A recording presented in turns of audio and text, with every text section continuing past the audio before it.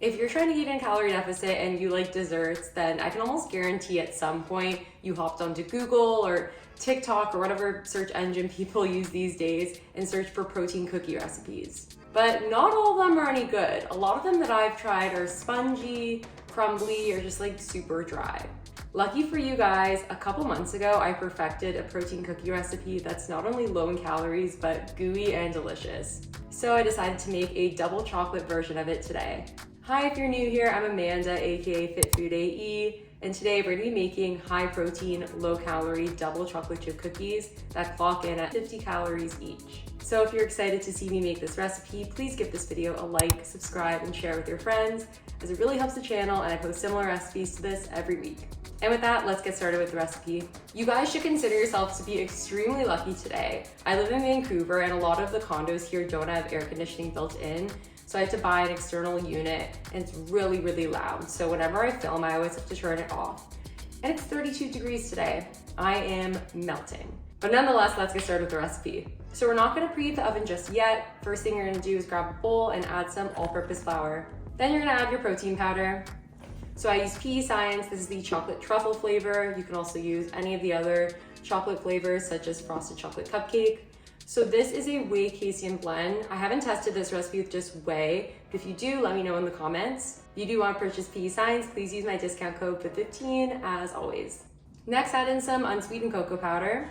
So I use Hershey's, but of course you could use any other brand you have on hand. Next, you're gonna add some 0-calorie brown sugar.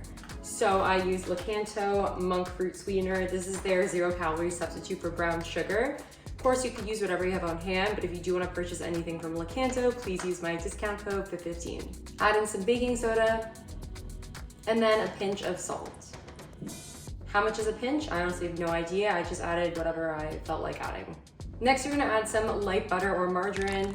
So I use Baecel Light. This has 50% less calories than regular margarine. I melted it in the microwave for like 15 seconds before pouring it in. Now add in some unsweetened almond milk and vanilla extract.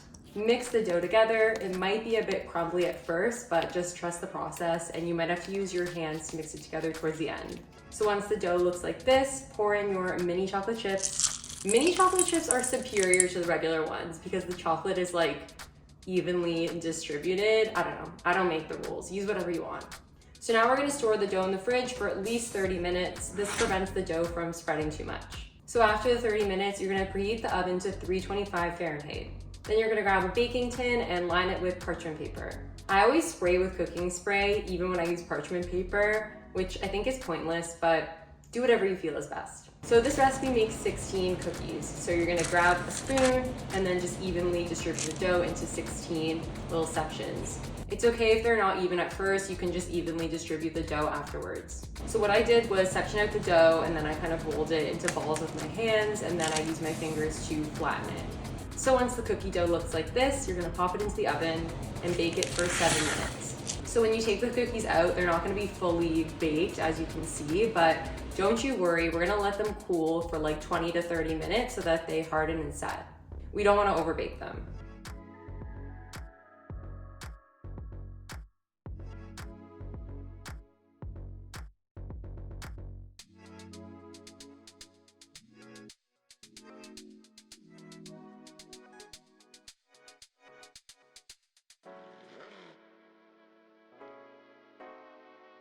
So once you've let the cookies cool for at least 20 minutes or so, they are good to go and ready to eat.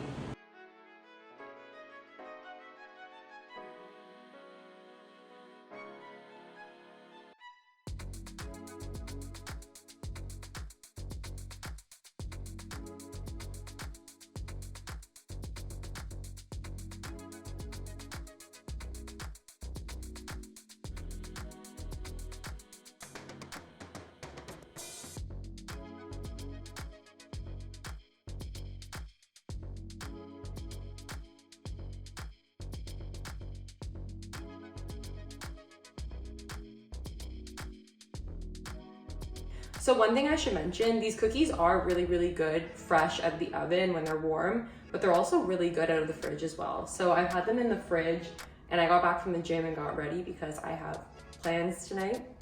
And then I'm going to taste them. So taste test.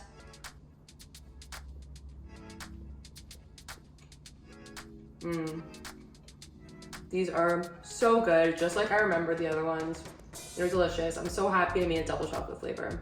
I'm gonna try not to eat like half this plate of cookies, but no promises. Thank you guys so much for watching. I really appreciate it, and I hope you enjoyed this recipe. If you did like this recipe, there are way more cookie recipes where that came from, so I'm gonna link a couple other videos on the screen that you should watch next.